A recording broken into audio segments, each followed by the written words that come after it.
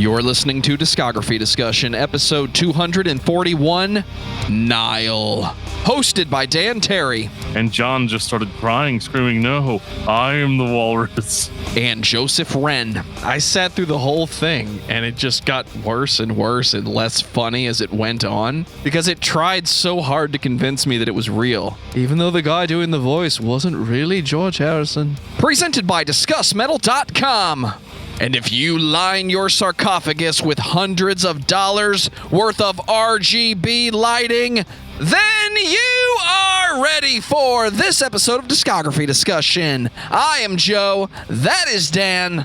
Somebody really wanted to listen to Egyptian metal this week. And I don't mean Egyptian metal like the band is from Egypt and they're trying to put their take on what metal is overall. This band really wants to sail down the River Nile and shred for days. I think it's interesting because whenever I studied Egyptian mythology in early college, I was really into it, but I never found it to be necessarily brutal. I mean, it's cool. Mythology's cool. Like Greek mythology's cool and all that stuff. I mean, it's neat. The gods are cool. They go to war with mankind. Sometimes they love mankind. Sometimes they don't love mankind. The Egyptian gods just seemed so ancient and out of touch, and it was like a lot of weird animal gods and stuff. And I never found it to be outrageously brutal until I heard Nile, who decided to tell me that, no, this is actually the most brutal mythology that you could ever be a part of. And we're going to tell you why. I remember this being the original case of Discuss Metal Dan specials. You'd pull this out of your back pocket when someone would come in the room and say, "I found the heaviest band ever." Is it heavier than Nile? Is it heavier in concept than Nile? I don't think so. And then you would spend days talking about Zao because that's what you always went back to. But Nile was one of those bands. It's not quite grind. It's techie death metal more than it's grind. It's more, I don't know, and their early catalog is obviously more, I would say just more like straight ahead death metal. But as they go forward in their career, they start adding ridiculous, impossible time signatures. There's even a point where the singer says in the liner notes that they wrote a song a specific way just to piss off their drummer. You know, so like it is one of those, it's one of those bands where they're like, well, we can, and they never stop to ask if they should, but I'm kind of okay with it. Nile's one of my favorite death metal bands, so I'm going to be very defensive of any criticism of them tonight. But I will admit, even right off the top, that Nile's a band that you don't necessarily have to own every record by. But if you're a fan of like Egyptian mythology and like a little bit of Lovecraft in there, just to kind of spice things up a little bit, yes, then you do need to have every Nile album, because in almost every single album they have like very extensive liner notes explaining the mythology behind the lyrics. I think that's really cool, and I was actually a little disappointed on the albums that did not have that, because you know how much I love lyrics, and if I didn't have those explanations or the context to understand what they were talking about, I would think the lyrics to be mostly meaningless. Well, before Dan picks up the chainsaw and screams his call to destruction, I'm going to take this time to say thank you to everyone for listening to the podcast. Thank you for listening and for subscribing. If you are not a subscriber, then you can find everything Discography Discussion at discussmetal.com. We are on Spotify, Apple and Google Podcasts, TuneIn Radio, Stitcher, iHeartRadio. So if you have an Amazon Echo or a Google Home, you have no excuse.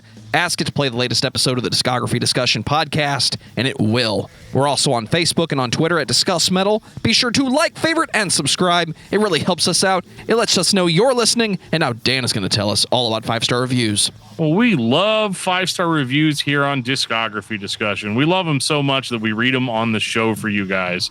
And I've got one to read for you guys tonight. This comes from the Sheriff of Rottingham. And it says, "Excellent show. Awesome to hear them talk." And by them, he means us. Awesome to hear them talk about your favorite band/albums. A great way to discover bands you've never heard of or haven't checked out yet. They absolutely reignited my love for bands like Candiria, Godflesh, Ministry, and Today Is the Day. They're responsible for getting me into bands like Swallow the Sun, Paradise Lost, and November's Doom. Highly recommended. I actually really love that we got him into Paradise Lost because we've never done a Paradise Lost episode. But I know I've dropped the name a whole bunch of times. So, you know, I think most recently in the Bloodbath episode. We might be getting closer and closer to you getting your wish. I mean, it's Paradise Lost, right? I mean, if my wish is Paradise Lost, then, you know, it'll be Paradise Found. That's right. I said that. I'm a dad, guys. Every now and again, a joke like that, it's an involuntary reflex for me. I'm just going to have to make that joke. But I also want to take a second out to shout out some people that are very special to me and to Joe as well. And that is our wonderful Patreon subscribers, some of which may or may not actually be with us here tonight. See, here's something that you may not know about the Patreon. If you're a Patreon subscriber, sometimes we stream these episodes live, and we will give you the opportunity to participate in the episode. So, you know, we get a lot of emails sometimes of saying, hey, you guys forgot to talk about this, or you guys didn't mention this, or you forgot to talk about that. You know what? If you're a Patreon subscriber, you can jump in the chat and absolutely drop that hard knowledge right on us while we're doing the episode. And not only will we read that information as if we knew it already, but we'll actually also credit you for letting us know. Way to have journalistic integrity there, dude. I mean, it is what it is. I don't care. These guys pay our bills, so I appreciate every last one of them. And who are they? Well, this is who they are. We've got Lost Fiction, Kyle Driver. We've got Timu. I'm not going to try to say your last name. I'm sorry, but I love you and appreciate you. Dangerous Dave, Ryan Rowe, Richard Renz, Big T, Brandon Miranda, Ken Zapla, Tantalized Fungans, best name ever, Jeremy Prince, Josh Moser, David Brown, Samuel Woodward, Brian Dean. And I know for a fact that's not even that guy's real name. It's me, Rave, Lance Allagood, the King of Metal, Alexander, Patrick Asplund, and Jeffrey De Los Santos. The actual Mac. Thank you guys so much for being our Patreon subscribers. We love you. And, you know, we're going to keep trying to do cool stuff for you as time goes on. We're always thinking of new ideas of like, hey, it'd be really cool if we let the patrons do this. So, you know, at some point, you know, you guys are going to have like your own podcast that you guys do. And then we watch it and then we commentate on it. That's how much power we're giving to the patrons. I probably should make promises I can't keep, but it's fine. Set goals. That's what they call it, right? Absolutely. Whatever you want. It's if you're helping pay for it, it's that much percentage of your show as well. I want to take a second to shout out a video that you recently posted on the Discuss Metal Dan YouTube channel. Was that your 5 favorite Swedish death metal bands of all time? It is the top, not 4, not 3, but 5 death metal or Swedish death metal albums of all time. And as I stated in the video, it's all time for me. It doesn't have to be all time for you. But it is absolutely my favorite. I know some of the feedback I've gotten on that video so far has been mostly good. Some people did not agree with my number 5 pick. And if you're not sure what my number 5 pick was, just go check the video out. We'll leave a link in the show notes for you guys to check it out. And yeah, it's a lot of fun. And if you guys like those kind of videos, let me know. I can pick 5 of anything and make a video on it. So, you know, if we run out of metal bands, it'll be like my top 5 potato peelers or whatever it is. If you guys are into potato peelers. Joe, do you like potato peelers? They're an essential kitchen tool, and they work great for carrots too. Absolutely. I guess you guys aren't here to hear us talk about potato peelers, huh? So Dan, tell me about Nile. Joe, so OMG. Nile is a death metal band. They're from Greenville, South Carolina. They formed in 1993 as kind of more of like a death thrash sort of band, which is kind of appropriate for them. It's actually interesting how brutal Nile ends up being whenever they started with the more thrash sort of sound. And for all you people that have a problem with me never mentioning the band's, you know, non-studio albums, you know, they did absolutely release an album, or not an album, but a demo in 1995 called Festivals of Atonement. And that thing is some pretty sweet death thrash. But we're not going to get into that right now. So what sets Nile apart, right? There's a lot of death metal bands in the early 90s. How's Nile going to show up on the scene and do something different than what everybody else is doing? First, Well, you have to write all of your songs about ancient Egypt. not all of them, just most of them. Most of them? Most of them. So this isn't a 100%, you have to be a history major to fully appreciate what they're throwing down. Okay, yeah, you do have to be that. Okay, let me I'm be confused. clear. Is this or is this not another Alathian situation?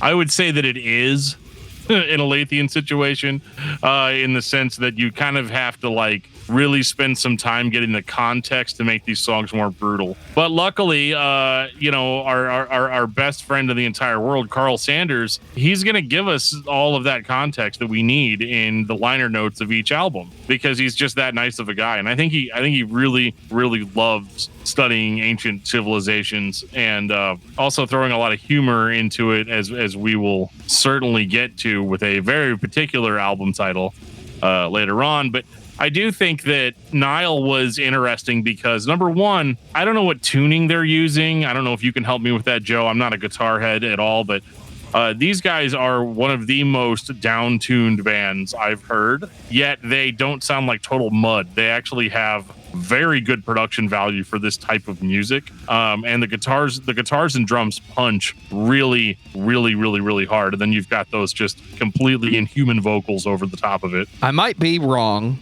but just listening to the records overall, I never got that distinctive, sloppy, down-tuned feeling that says, this is 8 strings that are just being hit for the sake of making noise. Maybe this band is the stereotype, and they're playing 7 strings, 8 strings, and the answer to your question is they're not really tuned down that far.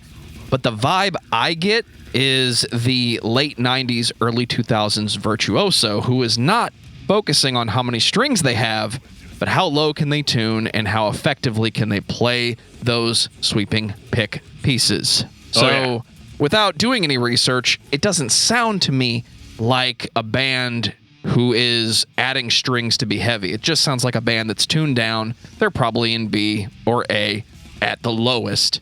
But some of the earliest records have that we're in drop C guys kind of feel. And I think that's okay because you mentioned the punch.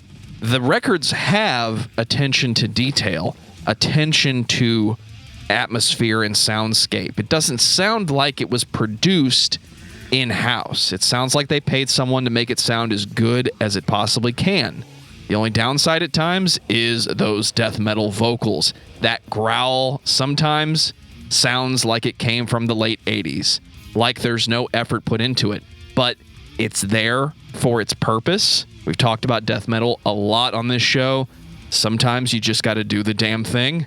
When it comes to death metal, the damn thing is, and that's perfectly fine. This band pulls it off better than most because the music is interesting. Overall, it doesn't go in that we're so progressive it's not interesting place, and you know what I mean. Sometimes adding notes is not a better song. Yeah, I agree. Well, I guess let's get into it, man. Let's start with that first record. 1998, Amongst the Catacombs of Nephren Ka. Oh yeah, and what's funny about that is actually an H.P. Lovecraft quote, which is from his story The Outsider, where he says he's going to remain an outsider and he's going to live amongst the tombs of Nephren Ka. But it sounds a little bit Egyptian, so maybe it has a little bit of an origin there. I don't know. I didn't read all 78 pages that he wrote about each song, but man, this thing just absolutely crushes. Because one thing Nile likes to do is they like to do that whole like atmospheric intro thing, where they're setting a mood for the album. This is one of the rare exceptions where smashing of the Antu track 1 off of the first album. It is really, really heavy, and it's just blast, just right in the face. And this is interesting because I've always thought of Nile as being like a super technical band. And so to go back and listen to this record, and whenever I say that this record is not technical, I mean it is being played at a level that I will never be able to achieve. even if I started playing guitar tomorrow and tried to figure it out. But what I mean is this is just a more straight ahead, kind of more brutal death metal sort of affair. They'll lock into this ridiculously heavy groove and just grind it out. Or they'll, and they'll pick up the pace. They'll go into like a cat strangler. Cat stranglers abide on this album. They are everywhere, and I love it. I love the way the drums sound. I love the way Carl's voice sounds. It is just absolute, just what you want when you're looking for an ultra brutal band. But what I like about it too is that it still has kind of that 90s production. I know most of the classic death metal bands came from the early 90s. And you've got this in 98. This sounds modern enough for 98, but it still has that classic death metal production value. Just scoop out the mids, crank the bass, and you sound like your favorite technical death metal band from the mid to late 90s. It absolutely does have that 90s vibe, but I'm hearing pieces of music, riffs, melody lines. I'm hearing what I don't normally hear. I'm not hearing time changes for the sake of doing it. I wouldn't call this mathcore, but it does sound like they sat down and said, we need 6 notes here, 7 notes here, 5 notes here, and that was done on purpose. So for better or for worse, it goes together. And it's interesting to listen to. You're going to be able to throw down in the pit if you go to this show. So it sounds like death metal to me. What else you got? I've got, whenever you get to track 3, you get Kurduru Maklu, which is where they start kind of incorporating that like atmospheric, like, hey, in case you guys couldn't tell by the album title and then the artwork and the giant history book that came with the record. I'm actually not sure if this one had that or not, but I could get up and get the CD, but it's all the way over there. So it's just kind of one of those deals. But this is where they start playing kind of the more like Egyptian themed music. Their melodies seem to, if you can call them melodies, they seem to kind of go in more of that direction as far as and having like these like deep, almost like tribal, ancient sounding drums. And the vocals are just kind of like shouted like they're like some sort of evil, I don't want to say satanic. I like using the word satanic when I talk about death metal, but we're not even talking about that religion.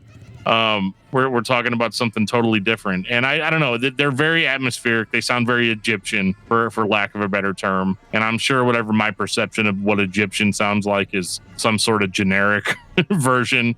But it sounds great with the use of keyboards and the drums and everything.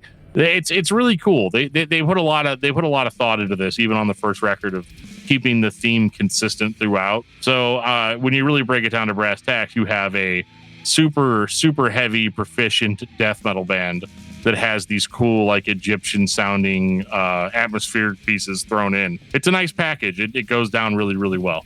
2000 Black Seeds of Vengeance. Yeah, I'm trying to start a garden, and I want to like plant some stuff in there, and I feel like I want plants that are very noticeable. Oh well, bro, have you tried throwing some Black Seeds of Vengeance in there? I think that'll really make your garden grow.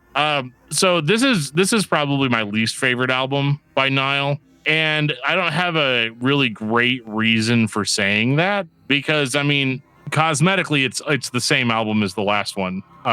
What you have is a very technically proficient death metal band with an Egyptian theme to the lyrics, with kind of some atmospheric pieces with keyboards and stuff thrown in there for good measure. It follows a lot of the same ideas as the first album. I actually think that the production isn't as strong on this one as it was on the last, but I think overall it's a good record. It's just kind of more of the same. It's more technical, I think, than Amongst the Catacombs, but it's not quite as enjoyable or catchy for me to listen to, I guess. You can describe this kind of music as catchy. One thing I want to clarify early, just to drive this point home. The sound of Egyptian music that we associate with music in games is typically the Dorian scale or the Dorian mode. So if you apply that to your tonic, which is the root, which for you, Dan, is if you tune down to drop D, that's your root. Got it. Once you apply that mindset of I'm not going to approach the song or the guitar or the instrumentation the normal way Western music would be, you're putting yourself in a box that not everyone else is going after. And I think that's more prevalent in other progressive or other techie death metal or metal in general bands. But this band focuses a lot on that Dorian sound. And I think that's something to bring up because not a lot of progressive bands do that. And I don't think this band is progressive. They very much are technical, and that's above and beyond what other bands were doing. Because in 2000, this sounds good. I mentioned Alathian earlier. I was joking because I kind of hold this band in the same place as that band. It's well thought out, it's well rehearsed, it's well executed. And I think that's important for your death metal to sound good. Because if you just throw a bunch of trash at the wall, it's going to sound like trash thrown at the wall. This sounds like technical death metal. It's really fucking good. I definitely agree with you. And I do have to make a special shout out to a specific song. And that would be track number 6. It is called Masturbating the War God, which I think is maybe the greatest song title of a death metal song I've ever heard. It's got to win some kind of award on the show. I know we don't hand awards out on the show, but best song title, 100% Masturbating the War God. It is my number one. Maybe I'll do a video on that. My top 5 favorite death metal song titles. I don't even know what to say to that. I'm not even sure it made it in the show once, much less twice. Oh, don't worry. It's going to get worse before it gets any better when we get to Ithy Phallic. Are you ready for In Their Darkest Shrines? In Their Darkened Shrines. 2002. This album. It's about to get epic in here. It's about to get symphonic in here. Just a little bit. So, normally I don't really like keyboards in my death metal. You're wrong. It's okay. It's okay this time, for sure. This is cool because the last 2 records, I think they were trying to be epic. They were trying to be over the top. Like Joe said, they weren't trying to be progressive necessarily, but the theme to their band, and I probably would call it a gimmick if I liked the band less. But I like the theme of their band is driven home to the point of almost annoyance at times, but their dedication to the craft itself is very endearing. So what they've done here is they've actually gone for the epic songs. Instead of just trying to be the most brutal band in the entire world, which, don't get me wrong, they still are. They go for some pretty epic songs on here that start in like more atmospheric sort of what's the word I'm looking for? I want to say atmosphere because that would be stupid. But we've got like multi part songs. Like the last few songs on the album are all part of a giant story called In Their Darkened Shrines. And then you've got the masterpiece Una, Slayer of the Gods in the middle of it, which is just a absolutely epic, in-your-face sort of song. And like the keyboards add an incredible lot to the overall sound of this album, because you've got the same Nile that you've had on the last 2 records, but their songcraft is vastly improved from what we've had before. They're actually trying to create the soundtrack to some very brutal ancient Egyptian storyline. It's like this band took your advice literally. In order to have tension, there has to be the lack of tension. So if you're going to be brutal and intense and techie with your death metal, you need to be the opposite of that to allow the record to breathe, to allow the story to breathe. You got to build up and then fall down and then build up and then fall down. We've talked about a lot of bands recently that do the opposite of that. They go 100% start to finish. And you know what? That gimmick is okay sometimes. And I say gimmick because that's what it is some of the time. But Nile had this idea to be techie, but also to drive this story home that was really driven by those old historic ideas and stories and history. I said historic earlier. I know what I said. So now you have a band who is not only being extremely technical, but they're also being more atmospheric. They're allowing the record to build and fade away. And we're only 3 in. just gonna sit here and rub my vinyl copy of In Their Darkened Shrines. Yeah, this was my favorite Nile album for a long time, for good reason, because it's the absolute like ultimate. I feel like it's the ultimate expression of what they set out to do on that first record. You know, like this is the level of epic that we're trying to achieve here, and they did really they did so well with this. And I don't want to say they peaked on album 3 because they absolutely didn't, but this is almost where the Nile that we know today was kind of born. They haven't, and what I like about it too is a lot of the times when bands add symphonic elements to their sound, the band, like, you lose something in the brutality department. And thankfully, Nile couldn't be less concerned about that. They are absolutely as brutal as they have ever been. They're more technical than they've ever been.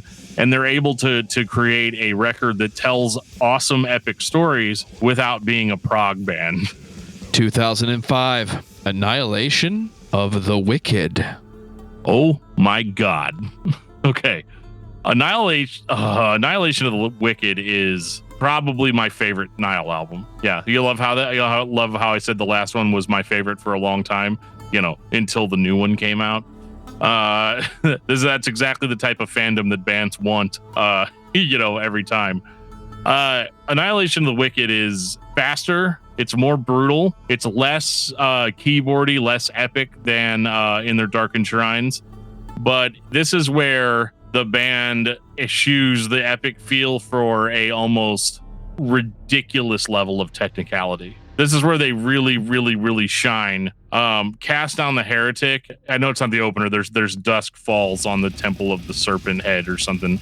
But I just made that up. But anyway, they do the kind of atmospheric intro. But whenever they kick into Cast Down the Heretic, that is an absolutely just whatever's near you is about to get broken sort of intro song. The drumming on this record is leaps and bounds above and beyond what they've done before. The drumming especially is killer. The trend of what is a Nile record.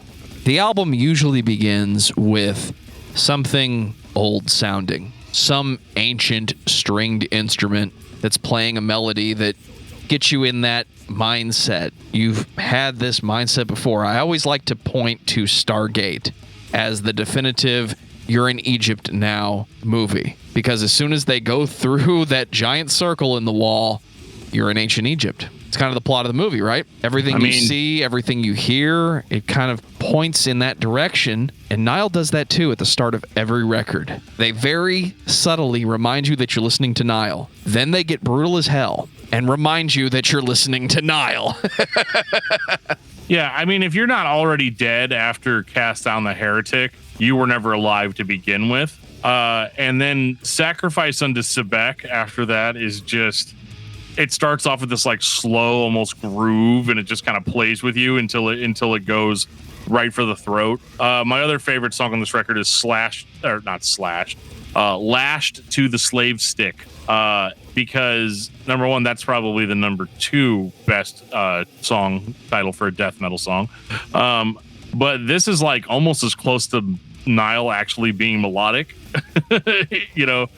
You have a very perfect... I'm glad you brought up kind of the tension and release thing earlier, because that's all the intro to the song is. I will start Lash to the Slave Stick over 4 or 5 times just to hear that intro. It's one of my favorite Nile moments of all time. I don't know. I love everything that they did on this record. Like, and it's funny because like we usually will start criticizing a band for having a lack of innovation, but Nile is doing such a good job here of just building upon their past success, and it's kind of cool seeing them get better and better with each release. We've definitely criticized bands for doing the same thing when it doesn't work. I think Nile is one of the examples where it works so well that every record is an improvement on the previous. It's still techie, it's still death metal, they're still blasting, there's still so much double bass. Remember that time in the mid-2000s when brutal death metal vocals, the old school kind of fell off, but then snuck back in because people got better microphones or just figured out how to stand in front of the microphone and do the thing? and you get this big, booming, baritone bass sounding death growl that doesn't sound like the early 90s when everyone just grabbed the mic and went, ugh. It turned into this explosion of lead vocals that you can understand for the most part. And I think Nile is one of the best examples. If you're looking at the band and saying, how are you improving? How are you changing? How are you moving forward? They really don't change. They're giving you more, or they're building a better picture. And every aspect of the band is being executed even better than the last record. Even the vocalist, who is doing old school death metal vocals, just sounds better as we move forward up to this point. I agree with all that. I think that they just absolutely, it's really nice to see a band that sat down and came up with a concept on paper and then perfectly executed it. You don't see that too often. Sometimes you're limited by like who you're playing with or other people's ideals or whatever. What I like about Nile is that they always accomplish what the original goal was on every single record. And as we move on, that couldn't be any more true. 2007, Ithyphalic. All right, so let's get this out of the way right now. If you saw the keyword in there, the base word, phallic, ithyphalic, whenever you it's from ancient Greek, and it roughly translates to erect phallus or erect penis. So there's a thing that you know now. I have a question. Yes. This album cover, it's got a bit of a monument thing going on. It does. Is that on purpose? I think it is. I think if you're going to name your album Erect Phallus, I think that if you have a monument on the front that's sticking up, kind of like that, straight up with like at the top with like a couple of like juttings out at the bottom of it. It's a penis. So, but don't let that hold you back, because it certainly didn't with me. I think that the title of the album absolutely describes how I feel when I'm listening to this album. What I like about this record is I think this is one of their musically strongest records at the beginning of kind of the later part of their career. This is before the monotony kind of started to set in for me, and I was still all about it, because on this one they actually play around with their song structures a lot more on this record. Their patterns are not quite as predictable, and they've also kind of scaled back a little bit on the brutality of the last record and gone more into that in their darkened shrines sort of territory. So you've got the keyboards are a more central instrument this time around, and but I mean beyond that, if you liked the other albums, you're gonna love what this album's called.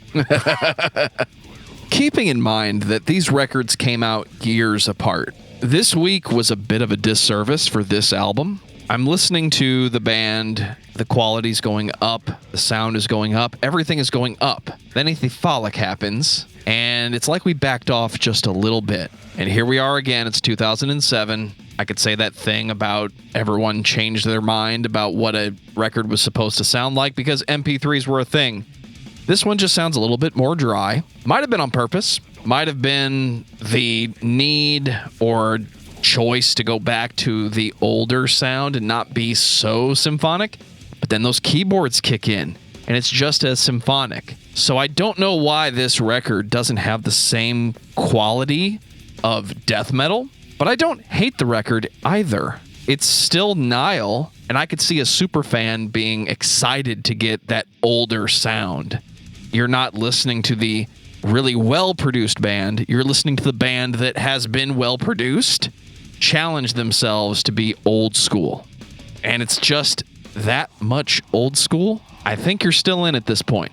Oh, I'm still in at this point. And, Nile may just have my favorite song titles of all time. I'm going to throw another one out for you. I'm not going to do this on every album. This might be the last time. But I feel like I need to point out track number 4, Papyrus containing the spell to preserve its possessor against attack from he who is in the water. You guys are trying too hard. Are they? It just sounds to me like you just... I don't know if that's trying hard. I think that's just like taking a whole passage and saying, yep, that's the song title. It's not even like, I don't know. There's 2 versions of it on at least on the CD that I have. There's the instrumental version, and then there's the just the regular version.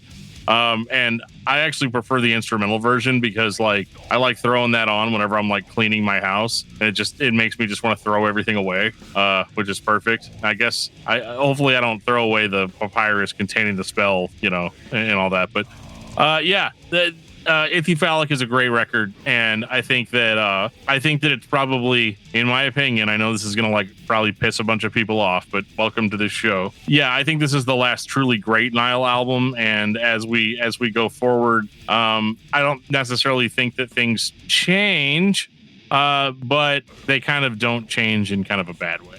2009, Those Whom the Gods Detest. I mean, that's us, right? Okay. That's us, isn't it? Okay. This record is weird to me, not because it's bad. They try a whole lot of different things. I don't know. To me, the production doesn't sound quite as deep. It doesn't sound quite as dark as what we'd had in the past. And the music itself doesn't hit like brutal death metal usually is going to hit. And I don't know, this is a hard one for me because obviously it's a great Nile record, right? I mean, it's absolutely full of really, really, really fast riffs, crazy solos, super fast. But for whatever reason, the really hard to put my finger on. I didn't jive with these songs, man. They just didn't hit me quite like they did before. And I think part of that could just be the exhaustion of it. This is kind of a trending thing on the show where if a band puts out 8 great records in a row, it doesn't matter how great they are. Eventually I'm going to fall off if things aren't quite different enough, from what we heard before. But I do think that like guitar wise, this one just seems a little bit lighter than what we'd had before. And I know it's 100% a production thing. I'm sure these songs absolutely slay live, but this is probably the thinnest sounding Nile album. Guitars are a little muddy on this one for me. There's a point in production where if you take out the wrong thing, you can't hear the notes. I think my favorite example of that is always going to be the Mudvayne DVD where they're recording Not Falling and producers trying to get him to overdub because you just can't hear those octaves, but it's the tone, dude. It's when you're all bass and no mids, you just can't hear the notes. And this is kind of the opposite, where they've mixed out the highs and the lows, the super highs and the super lows, which you typically will do, but it just kind of sounds muddy to me. It flows together and probably is brutal if you're hearing it live.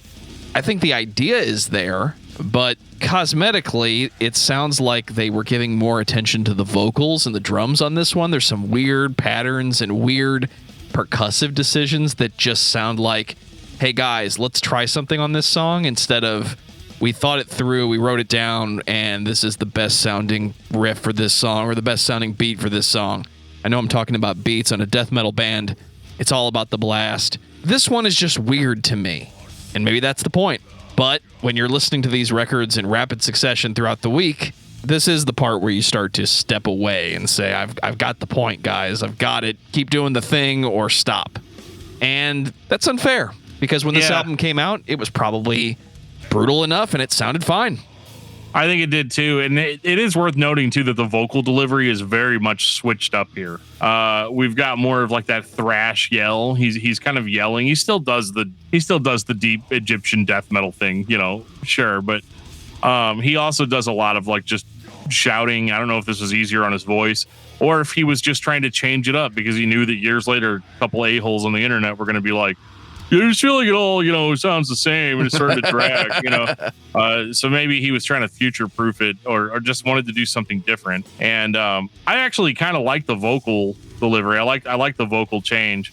But at the same time, when I'm listening to a Nile record, it absolutely has to annihilate the wicked, for me. And this one just didn't quite hit the mark for me. And I'm sure somebody out there is going to be like, well, it's more technical, it's more progressive than anything else they've ever done before. And while that may be true, just because it's from a technical perspective better doesn't necessarily mean that I'm going to enjoy listening to the sonking at you, Dream Theater. And yeah, so I mean, Nile is endlessly interesting to me. 2012, At the Gates of Sithu. Oh boy. You ever wonder like what happened to that really awesome production value that Nile used to have? Well, I didn't want to talk about it because I didn't want it to be something that they used to have. I want it to be the present choice that the band goes to on every record, and it sounds beefy and brutal and interesting all the time. Yeah, the production really holds this one back. I guess I'm trying not to beat around the bush too much on it. This sounds like, because when I first heard this, I thought that like, are these a bunch of like older Nile songs that they're re-recorded, or are they like taken from? Because like to me, this doesn't sound anywhere close to as brutal as even the first album. Like I mean, musically, it's all very technically sound. It's very Nile. It's just different. The vocals are in that kind of like raspier yell or whatever that he was doing, and I don't know. I'm starting to wonder if maybe the brutal death metal vocals had just done a lot to his voice, and he wanted to just kind of scale that back. That's purely speculation on my part. I have no real way of knowing the truth. But like, whereas I like the riffs on this album, I think there's a lot of thrash on this, mixed in with the brutal death. And I think that's usually a good thing. I don't think it hurts the record. Again, I don't think any of these later Nile albums are bad. It's just that like the first 4 or 5, you just kind of get used to. You expect Nile to sound a certain way, and whenever you don't hear them kind of living up to that potential, it takes away from it, Whereas you go first 3 or 4 records, and I'm like, this is the heaviest band on the planet. Oh my god. And then you get to these records and you're like, I wonder why they decided to scale back. And it could have just been, I know not everybody's into like just being beat over the head constantly. I mean, I am. That's why I'm so dumb. But like, I think that, I don't know. Again, this one just didn't hit for me. I think it's a perfectly fine album. I didn't hate listening to it. But yeah, I don't know, man. It just didn't feel as distinctly Nile or distinctly Egyptian, and I don't know, it bothered me. I didn't love it. Anytime I'm listening to technical death metal, the drums are usually the dead giveaway. Either this band programmed the shit out of this, or they did the traditional death metal thing where they triggered the kick and let the guy do what he's here to do. I never listen to Nile and hear overly produced drums. They're very classic. It's very laid back, very flat at times. And that's okay. Some of the best examples of that are Opeth. The band never really pulled the drummer out of the pocket and said, we're going to make you into this big, booming drum sound that comes from the 80s. You're not going to be Mike Portnoy. You're just going to be the fucking blast. And that's what they're here to do. All the atmosphere is in the music and the presentation and the breaks from the brutality. So when I'm listening to this, I'm hearing a legitimately good band who can fucking play. But I'm with you. On this point in the discography, it's just a little much. And these records aren't meant to be heard all in succession, I think. No, I don't think so either. That is, again, the dissonance between what we do every week versus listening to albums as they come out. And I did listen to most of these as they came out. I mean, I've got a little bit of that perspective, but my opinion hasn't changed much from whether I listened to everything in a week versus listen to them, as they were released. And I don't know. It was just kind of an underwhelming record. And please understand, this is not another Malevolent Creation situation where these albums sound like these sound like $1 million highly produced albums compared to the garbage that was that band's trajectory. But yeah, I don't know. I think that overall it's fine. It's a perfectly fine Nile record. It's just not really pushing the envelope. And the last 2 records have seemed a little kind of samey to me. 2015. What should not be unearthed? All right, Joe, whatever you do not unearth that thing. That thing that shouldn't be. Yeah, just don't do that. Don't do it. If you guys are watching the video, that's you'll get the joke. But yeah. So what should not be unearthed to me is something of a return to form for the band. They don't have as good a production as they once did, and maybe like we're wrong. Maybe we just Joe and I could be accused of just liking the way 90s production sounded overall, but again, this just sounds a little too clean. It's a little bit too modern, but musically, it's a little bit more of a return to what Nile does best with these kind of deeper riffs. But I don't think that they're necessarily fully back into form, but they're trying to. They're trying to go back to doing what Nile does best, which is blast, throw some Egyptian themes in there, throw some cool melodies in there. And by melodies, I mean like just terrifying, horrifying sounds. And the vocals are starting to deepen again. We're starting to get a little bit less flat sounding. First time I listened to this record was this week, and it was a return to form. But what stood out to me was how much dynamic range this record seems to have. I don't have the vinyl, don't have the CD, I'm using streaming services, but I was still able to crank this up. And it benefited from that in a way that most of the modern metal bands can't, because they've been mixed too loud. That war has been over for a while, but it's still challenging at times. And here you have Nile, a band that's been playing technical death metal since the 90s. It's 2015, and they're giving you the best old school sounding record they've had up until this point. It's not the best record, but we're roughly 20 years the band has been around at this point, and you're getting a record that could fit right in and be album number 2 or 3, and you'd be fine with it. So the return to form, very much welcome for me. Yeah, I was into it. And whenever I heard this when it first came out, I was like, oh yeah, man, Nile's back. This is it. But that record has more or less kind of been overshadowed for me because of the 2019 release. 2019, Vile Nilotic Rites. Now, this is what I'm talking about. Ladies and gentlemen, Nile is back. I'm not necessarily saying they went anywhere, but this is so much more in line with their older material that all the beef is back. I guess is what I'm trying to say. That there's a lot of beef in these riffs that seem to be missing. And I don't know. I really I like this album because it's not just them trying to do Annihilation of the Wicked again, and it's not Ithyphallic again. They experiment a little bit with the sound in a way that I feel like they haven't as much in recent albums, and so there's a lot of like kind of pace changes that take place throughout these songs. My favorite track on this record is That Which Is Forbidden. It's like just got this like really slow, brutal like groove to it, and just overall, like I think the drums sound good. I think what you said about the last record, Joe, about it having dynamic range, this one has that in spades, but it just absolutely makes my speakers shake whenever I blast it. I think this, whenever I bought this when it came out, I think I bought it in 2020, actually early 2020, but it was absolutely a return to form for me and made me feel really like I had to compromise nothing in liking Nile. This is not as heavy as I think maybe, well, I would say it's not as heavy, 'cause it's pretty heavy, but it's Nile, right? Like, but I don't think it necessarily hits the same level of energy and brutality as their early material. But I'm kind of okay with it because they throw in some absolutely stellar kind of atmospheric pieces, like Thus Saith the Parasites of the Mind is a really good one.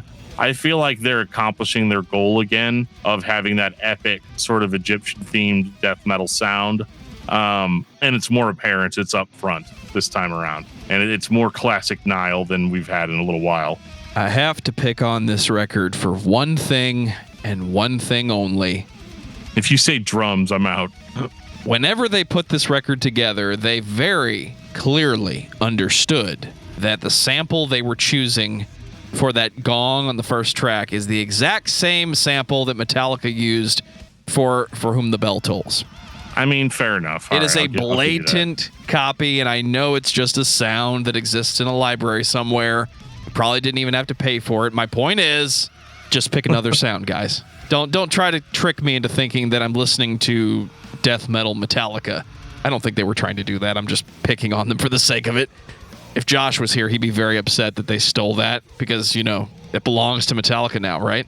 I don't think they stole it. $1 I don't at think a time. Metallica gets to copyright a bell ringing. I'm just saying. This is absolutely the best sounding record of the last 10 years. I think if you're listening to this band in 2019 and you hear this, you're excited that it's been 20 years and they're still doing the damn thing. Yeah, they made a couple choices along the way, but that might have just been, let's try to be old school, or let's back off on the brutality and give ourselves conceptually more space to be atmospheric, and then we can bring back that produced sound that everybody loved so much.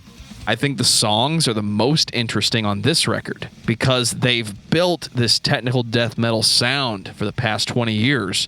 So you're hearing the best version of what that is to Nile. I think that's fair.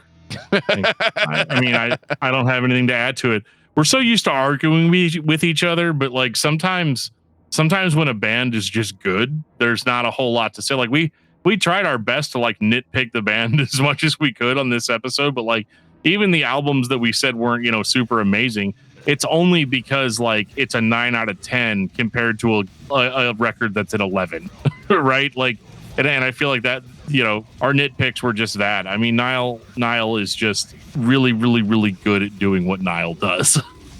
Final thoughts on Nile, Dan?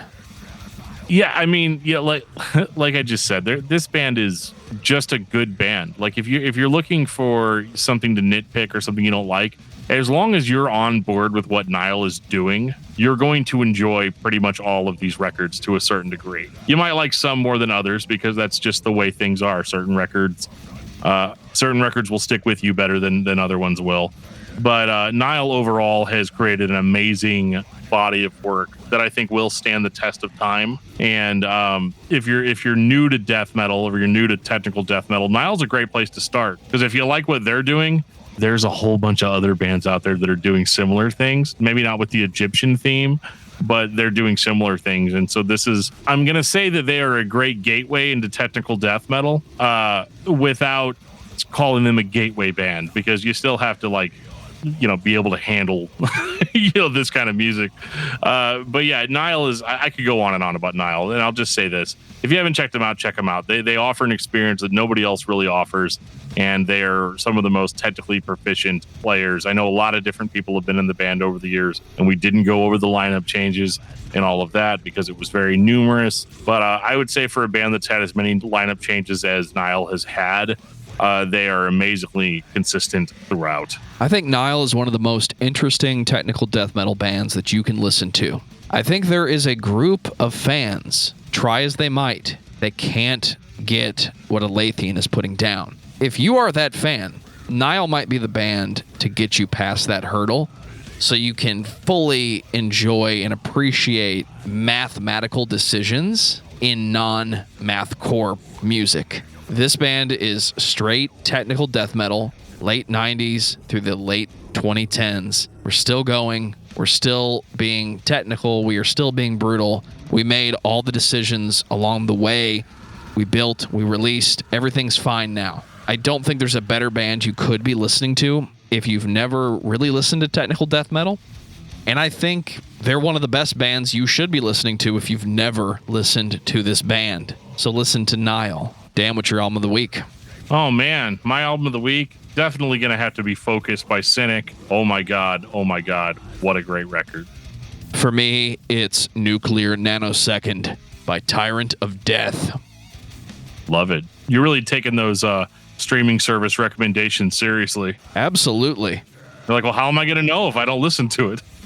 I picked up the entire discography during Industrial December a couple years ago, and it's one of my favorite records to pull out of the collection when what you need is the Doom 2016 soundtrack. And then after that, you need the Doom Eternal soundtrack, but we never got that. So then I pull out Tyrant of Death because there's your brutal industrial metal, and there's so many albums.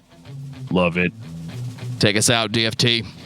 If you like this podcast and you would like to reach out to us to give us band suggestions or just feedback on the episodes in general, there's so many different ways you can do that. You can reach out to us on Facebook at facebook.com/discography discussion.